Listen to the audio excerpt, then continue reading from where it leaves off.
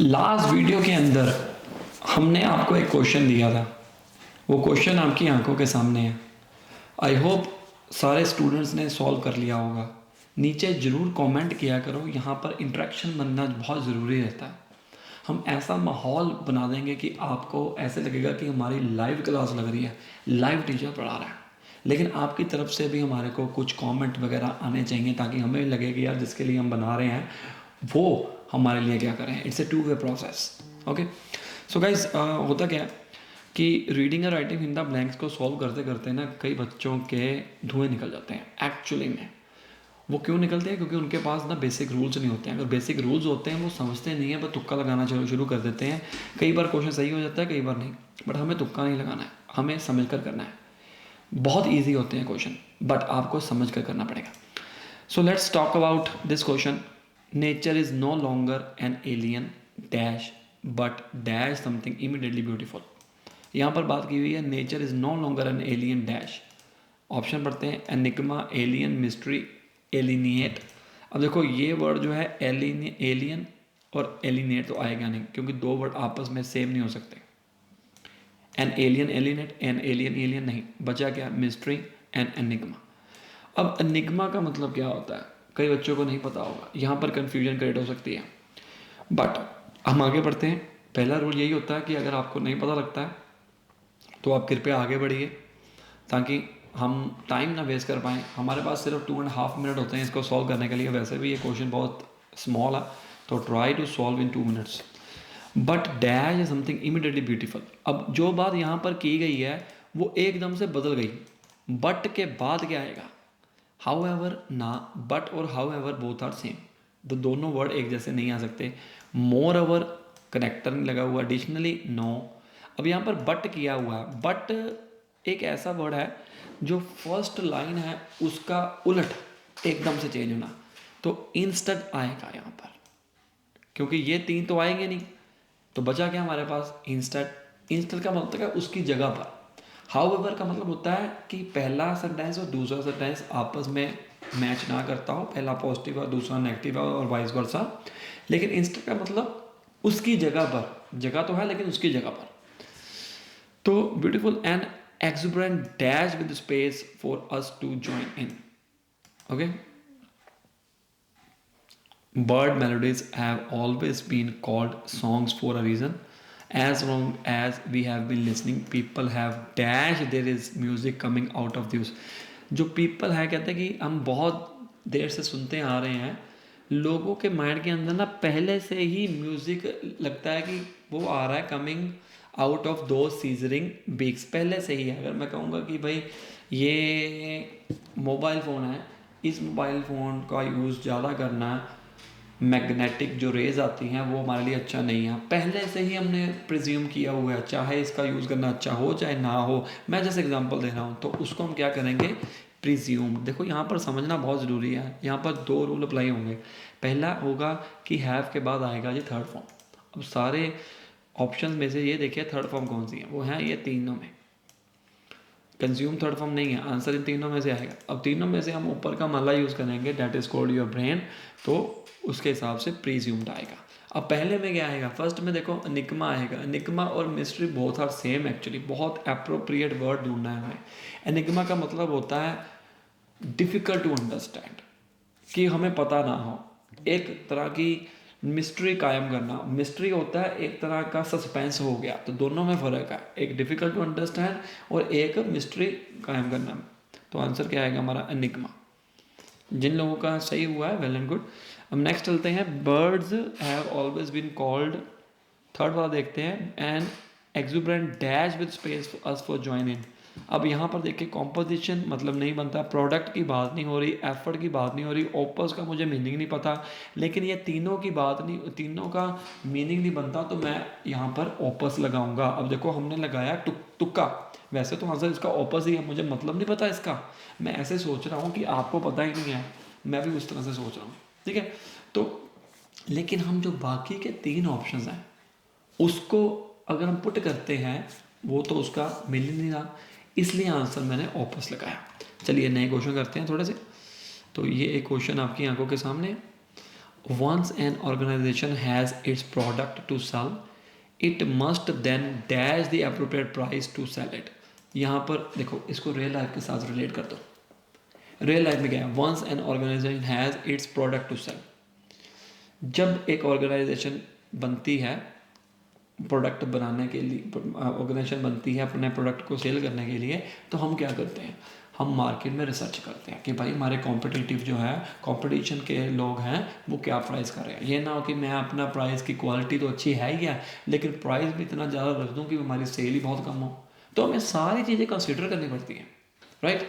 तो यहाँ पर देखो, it must then the appropriate price to sell it. अब हमें चेक करना पड़ेगा। डिटेक्ट मतलब होता है ढूंढना, ना डिटर्मिन का मतलब होता है जानना, बिल्कुल सही। डिलीट हमने करना नहीं है। डिस्पोज का मतलब होता है छोड़ना, लेफ्ट कर देना। तो आंसर क्या आएगा हमारा, डिटर्मिन। हमने डिटर्मिन किया। The price is set by balancing many factors. देखो वो बात कर रहे हैं कि जो प्राइस होता है वो काफ़ी सारे फैक्टर्स के ऊपर होता है, जैसे कि सप्लाई एंड डिमांड क्या है, कॉस्ट क्या है, डिजायर्ड प्रॉफिट क्या है, कंपटीशन क्या है, परसीव्ड वैल्यू क्या है, मार्केट बिहेवियर क्या है। Ultimately the final price is determined by. अब देखो डिटर्मिन्ड आ गया वर्ड। मैं आपको अक्सर वीडियो में कहता हूँ कि अगर कोई वर्ड इसमें आ जाता है, इसके चांसेस बहुत ज़्यादा हाई हो जाते हैं कि वो उसकी बात पहले हुई हो। 100% श्योर नहीं है, लेकिन 99% क्या होता है वो आता ही आता है। तो आंसर हमारा क्या आ गया यहाँ पर, जो हमने फर्स्ट में लगाया था वो डिटर्मिन ही आएगा। By what the market is willing to dash. To के बाद क्या आता है, फर्स्ट फॉर्म ऑफ वर्ब। हम चेक करते हैं फर्स्ट फॉर्म ऑफ वर्ब होती है एक्सचेंज, चेंज, प्रमोट, कन्फर्म। अरे भाई ये तो सारे के सारे फर्स्ट फॉर्म ऑफ वर्ब ही आ गए। सो हमें क्या करना है, हमें सिचुएशन चेक करनी है। यहाँ पर क्या होता है, what is marking to dash the product. अब हम किसी को प्रोडक्ट देते हैं तो पैसे लेते हैं, तो क्या मतलब हुआ, इसका मतलब ये हुआ कि हम क्या कर रहे हैं, आपस में एक्सचेंज कर रहे हैं। आंसर क्या आएगा, एक्सचेंज। चेंज नहीं, एक्सचेंज। देखो बहुत ही उन्हें कंफ्यूजन करने के लिए ये सारे वर्ड्स में सिमिलर दिए हुए हैं, एक्सचेंज, चेंज, प्रमोट, कंफर्म, इस तरह से वो गलत है। नेक्स्ट पढ़ते हैं। Pricing theory can be quite complex because so many dash influence.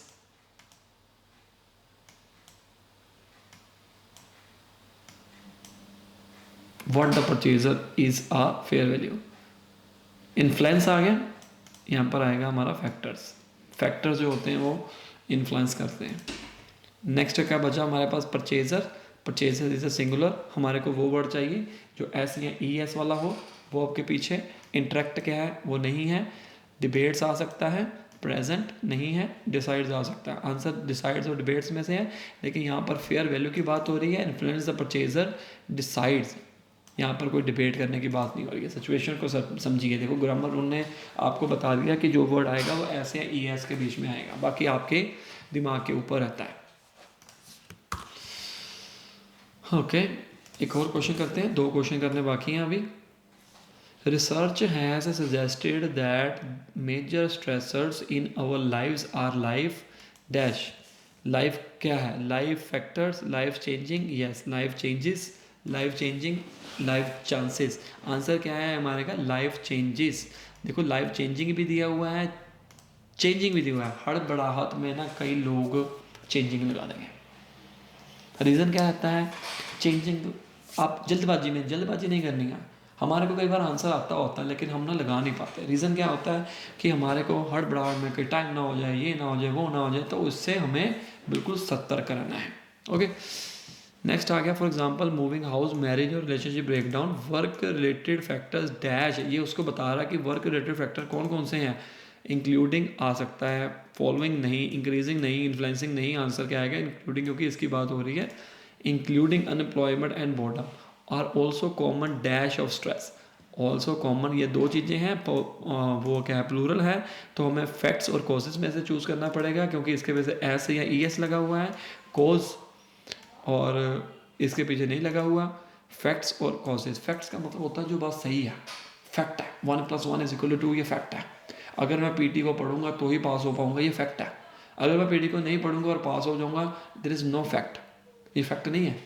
Obviously बात है, अगर हम गलत काम करेंगे उसका नतीजा बुरा होता है, ये एक फैक्ट है। तो हमें यहाँ पर क्या बात हो रही है, यहाँ पर कॉजेज़ की बात हो रही है। कॉजेज़ का होता है रीज़न, वजह। ये क्या है, common causes of stress. Differences in personality में ऑल्सो डैश ए पार्ट। अब देखो, अब स्ट्रेस की बात हो रही है, वो कहता है कि अगर डिफरेंसेस इन पर्सनैलिटी में also a part, spend present analysis play a part. Yes, ये एक बहुत बड़ा प्ले रोल करता है। डिफरेंसेस इन पर्सनैलिटी में also play a part, very simple, हमने सुना होगा इट प्लेज अ वाइटर रोल जब हम करते हैं हम बात को। नेक्स्ट क्वेश्चन करते हैं, लास्ट क्वेश्चन करते हैं। Green spaces contribute significantly to a dash in soil and aerial temperatures during spells of hot weather.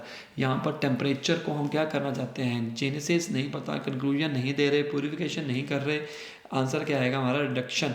Reduction हमेशा जो टेम्परेचर को हम कम करने की कोशिश करते हैं, ग्रीन स्पेसेस कॉन्ट्रीब्यूट करता है during spas of so contributing to human well-being in the garden dash there is in the garden extent ना, extent का मतलब होता है दूर ज़्यादा का जगह देखनी, level ना, in the garden context, yes, ये एक तरह का कनेक्टर है, हम अपनी रियल लाइफ में यूज़ करते हैं। अगर आपने पढ़ा होगा, कई बार देखा होगा, ये कोला क्वेश्चन भी है, गार्डन के पीछे कॉन्टेक्स्ट आ सकता है। There is however little information as to what extent. अब देखो यहाँ पर एक्सटेंट यहाँ पर आया हुआ है, तो यहाँ पर एक्सटेंट भी है, लेकिन हमें समझना है कि भाई इन द गार्डन एक्सटेंट आएगा कि कॉन्टेक्स्ट आएगा। देखो बिल्कुल सिमिलर आ चुके हुए हैं, ऑप्शंस जो है बिल्कुल सिमिलर आ चुके हुए हैं, फिर भी उनको आपको कंफ्यूजन करने के लिए डाला है। Extent various types of plants and dash in their cooling potential. Comfort, differ, coincide, defer. Defer होता है आगे बढ़ना, कॉन्फर नहीं पता, डिफर मतलब होता है कि दोनों में डिफरेंस है। यहाँ types of plants differ in their cooling potential आएगा, क्योंकि यहाँ पर सिचुएशन के अकॉर्डिंग बताया, little information as to what extent various types of plants dash in their cooling potential and how certain planting combinations may maximise cooling under a scenario of dash rainfall and minimum water inputs. अब देखो water minimum आ गया, minimal, और उसके बाद यहाँ पर आ गया and, ये हमारे को क्लू दे रहे हैं, एंड के आगे या एंड के पीछे जो फिल इन द ब्लैंक्स आता है उसकी कैटेगरी चेक करनी होती है, उसी कैटेगरी के आगे पीछे हम इर्द गिर्द घूमेंगे।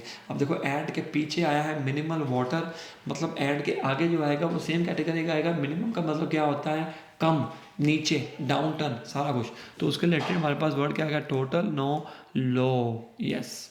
पैरेलल होता है, एक साथ में पार्शियल होता है, कि मतलब पार्शियलिटी करना हम रियल लाइफ में यूज़ करते हैं कि अगर उसकी तरफ है तो उसकी तरफ हो जाना। तो देखो कितने अच्छे तरीके के साथ हमने इसको समझ के किया। आप भी सॉल्व कर सकते हो। लाइक करो, शेयर करो, सब्सक्राइब करो if you like my video. अगर आप कोचिंग लेना चाहते हो, हमारे कई ऐसे स्टूडेंट्स हैं कम समय में हमने तैयार किए हुए हैं, या पूरे वर्ल्ड वाइड में हम कोचिंग देते हैं, हिंदी, इंग्लिश, पंजाबी, किसी भी आप देश में हो, सिटी में हो, आप हमारे को कॉन्टैक्ट कर सकते हो। और जनरल सिटी में आप फिजिकल क्लासेस लेने के लिए भी कॉन्टैक्ट कर सकते हो।